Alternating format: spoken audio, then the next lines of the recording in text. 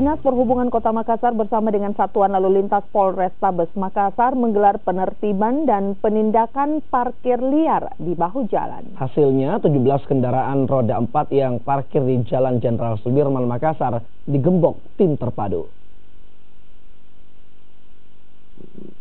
Sebanyak 17 kendaraan roda 4 yang parkir liar di bahu jalan digembok oleh petugas.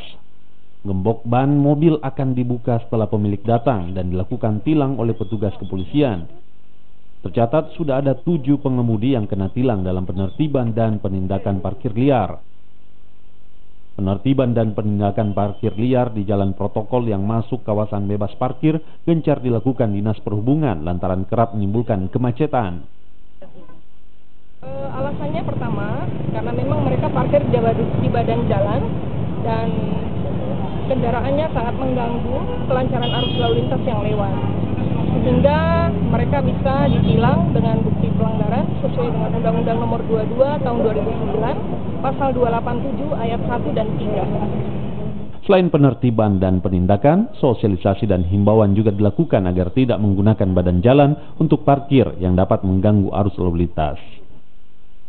Arif Tirtana, Kompas TV Makassar.